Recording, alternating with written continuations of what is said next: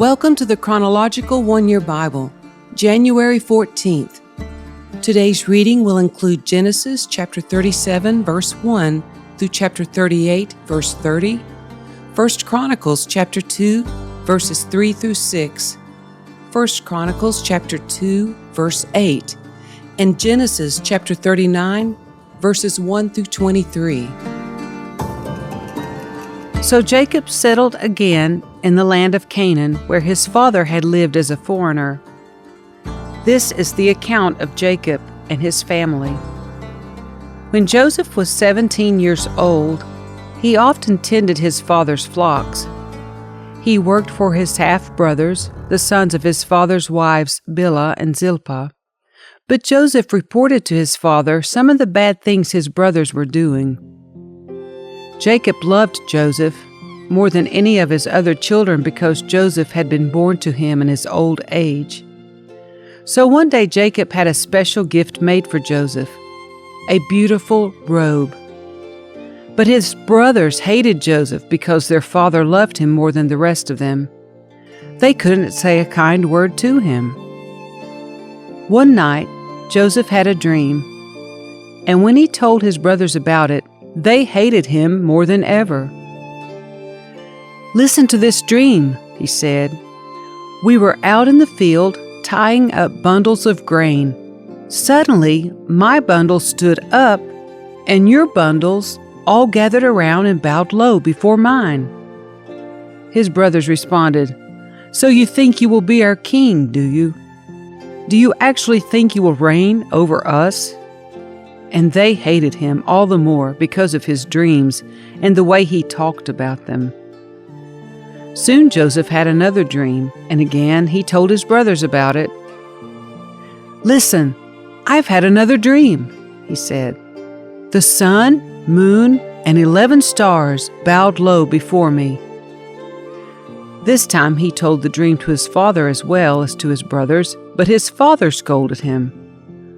"What kind of dream is that?" he asked. "Will your mother and I and your brothers actually come and bow to the ground before you?" But while his brothers were jealous of Joseph, his father wondered what the dreams meant. Soon after this, Joseph's brothers went to pasture their father's flocks at Shechem. When they had been gone for some time, Jacob said to Joseph, "Your brothers are pasturing the sheep at Shechem. Get ready, and I will send you to them." "I'm ready to go," Joseph replied. "Go and see how your brothers and the flocks are getting along," Jacob said. "Then come back and bring me a report." So Jacob sent him on his way, and Joseph traveled to Shechem from the home in the valley of Hebron. When he arrived there, a man from the area noticed him wandering around the countryside. "What are you looking for?" he asked. "I'm looking for my brothers," Joseph replied. "Do you know where they are pasturing their sheep?" "Yes," the man told him. "They have moved on from here. But I heard them say, 'Let's go on to Dothan.'" So Joseph followed his brothers to Dothan and found them there. When Joseph's brothers saw him coming, they recognized him in the distance. As he approached, they made plans to kill him. "Here comes the dreamer," they said. "Come on, let's kill him and throw him into one of those cisterns. We can tell our father a wild animal has eaten him. Then we'll see what becomes of his dreams." But when Reuben heard of their scheme, he came to Joseph's rescue. "Let's not kill him," he said. "Why should we shed any blood? Let's just throw him into this empty cistern here in the wilderness. Then he'll die without our laying a hand on him." Reuben was secretly planning to rescue Joseph and return him to his father. So when Joseph arrived, his brothers ripped off the beautiful robe he was wearing. Then they grabbed him and threw him into the cistern. Now the cistern was empty, there was no water in it. Then, just as they were sitting down to eat, they looked up and saw a caravan of camels in the distance, coming toward them. It was a group of Ishmaelite traders taking a load of gum, balm, and aromatic resin from Gilead down to Egypt. Judah said to his brothers, "What will we gain by killing our brother? We'd have to cover up the crime. Instead of hurting him, let's sell him to those Ishmaelite traders. After all, he is our brother, our own flesh and blood." And his brothers agreed. So when the Ishmaelites, who were Midianite traders, came by, Joseph's brothers pulled him out of the cistern and sold him to them for 20 pieces of silver. And the traders took him to Egypt. Sometime later, Reuben returned to get Joseph out of the cistern. When he discovered that Joseph was missing, he tore his clothes in grief. Then he went back to his brothers and lamented, "The boy is gone. What will I do now?" Then the brothers killed a young goat and dipped Joseph's robe in its blood. They sent the beautiful robe to their father with this message, "Look at what we found. Doesn't this robe belong to your son?"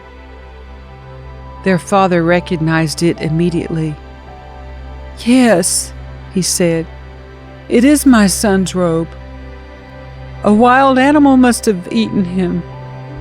Joseph has clearly been torn to pieces." Then Jacob tore his clothes and dressed himself in burlap. He mourned deeply for his son for a long time. His family all tried to comfort him, but he refused to be comforted. "I will go to my grave mourning for my son," he would say, and then he would weep. Meanwhile, the Midianite traders arrived in Egypt, where they sold Joseph to Potiphar, an officer of Pharaoh, the king of Egypt. Potiphar was captain of the palace guard. About this time, Judah left home and moved to Adullam, where he stayed with a man named Hickory. There he saw a Canaanite woman, the daughter of Shua, and he married her. When he slept with her, she became pregnant and gave birth to a son, and he named the boy Then she became pregnant again and gave birth to another son, and she named him Onan. And when she gave birth to a third son, she named him Shelah. At the time of Shelah's birth, they were living at Kezib. In the course of time, Judah arranged for his firstborn son, to marry a young woman named Tamar. But was a wicked man in the Lord's sight, so the Lord took his life. Then Judah said to Er's brother Onan, "Go and marry Tamar, as our law requires of the brother of a man who has died. You must produce an heir for your brother." But Onan was not willing to have a child who would not be his own heir. So whenever he had intercourse with his brother's wife, he spilled the semen on the ground. This prevented her from having a child who would belong to his brother. But the Lord considered it evil for Onan to deny a child to his dead brother, so the Lord took Onan's life too. Then Judah said to Tamar, his daughter-in-law, "Go back to your parents' home and remain a widow until my son Shelah is old enough to marry you." But Judah didn't really intend to do this, because he was afraid Shelah would also die, like his two brothers. So Tamar went back to live in her father's home. Some years later, Judah's wife died. After the time of mourning was over, Judah and his friend Hira the Adullamite went to Timnah to supervise the shearing of his sheep. Someone had told Tamar, "Look, your father-in-law is going up to Timnah to shear his sheep." Tamar was aware that Shelah had grown up, but no arrangements had been made for her to come and marry him. So she changed out of her widow's clothing and covered herself with a veil to disguise herself. Then she sat beside the road at the entrance to the village of Enaim, which is on the road to Timnah. Judah noticed her and thought she was a prostitute, since she had covered her face. So he stopped and propositioned her. "Let me have sex with you," he said, not realizing that she was his own daughter-in-law. "How much will you pay to have sex with me?" Tamar asked. "I'll send you a young goat from my flock," Judah promised. "But what will you give me to guarantee that you will send the goat?" she asked. "What kind of guarantee do you want?" he replied. She answered, "Leave me your identification seal and its cord and the walking stick you are carrying." So Judah gave them to her. Then he had intercourse with her, and she became pregnant. Afterwards she went back home, took off her veil, and put on her widow's clothing as usual. Later Judah asked his friend Hickory the Adullamite to take the young goat to the woman and to pick up the things he had given her as a guarantee. But Hickory could not find her. So he asked the men who lived there, "Where can I find the shrine prostitute who was sitting beside the road at the entrance to Enaim?" "We've never had a shrine prostitute here," they replied. So Hickory returned to Judah and told him, "I couldn't find her anywhere, and the men of the village claim they've never had a shrine prostitute there." "Then let her keep the things I gave her," Judah said. "I sent the young goat as we agreed, but you couldn't find her. We'd be the laughing stock of the village if we went back again to look for her." About 3 months later, Judah was told, "Tamar, your daughter-in-law, has acted like a prostitute, and now because of this she's pregnant. Bring her out and let her be burned," Judah demanded. But as they were taking her out to kill her, she sent this message to her father-in-law. "The man who owns these things made me pregnant. Look closely. Whose seal and cord and walking stick are these?" Judah recognized them immediately and said, "She is more righteous than I am, because I didn't arrange for her to marry my son Shelah." And Judah never slept with Tamar again.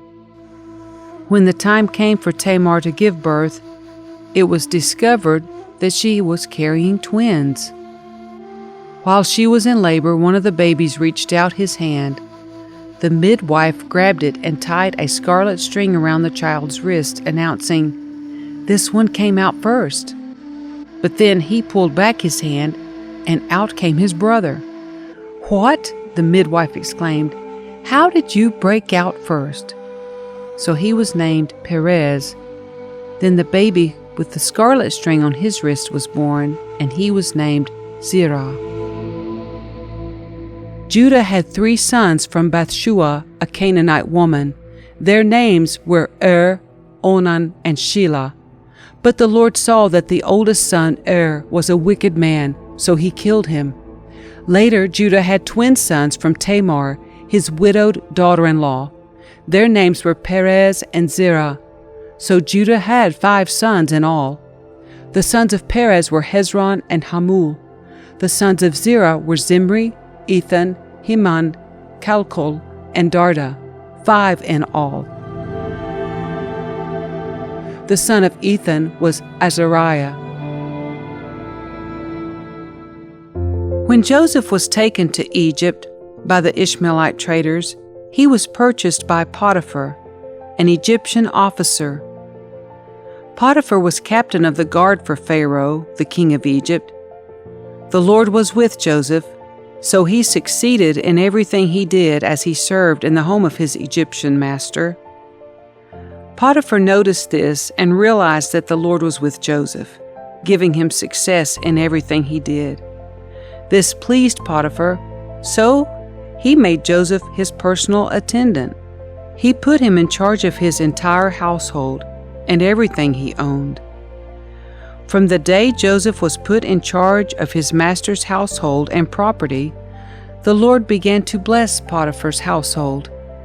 For Joseph's sake, all his household affairs ran smoothly, and his crops and livestock flourished. So Potiphar gave Joseph complete administrative responsibility over everything he owned.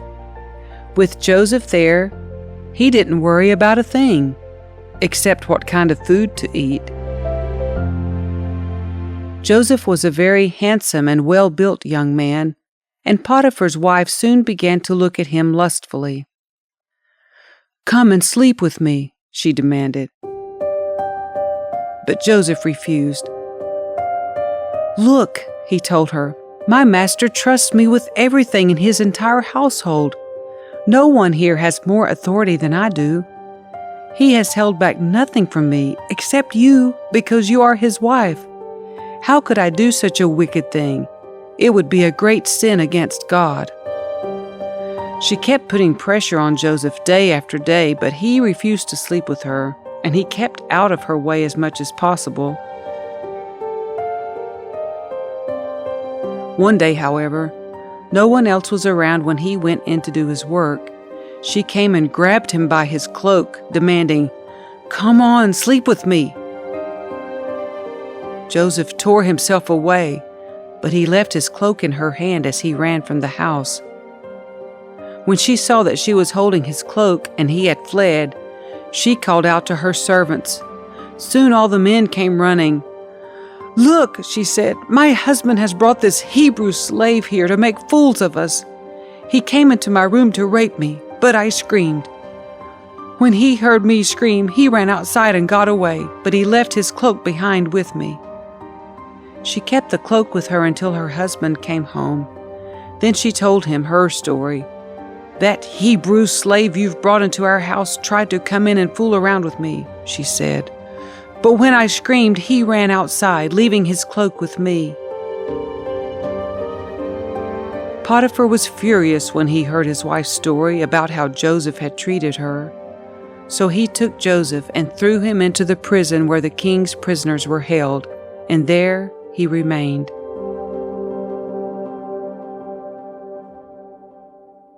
But the Lord was with Joseph in the prison and showed him his faithful love. And the Lord made Joseph a favorite with the prison warden. Before long, the warden put Joseph in charge of all the other prisoners and over everything that happened in the prison. The warden had no more worries because Joseph took care of everything. The Lord was with him and caused everything he did to succeed.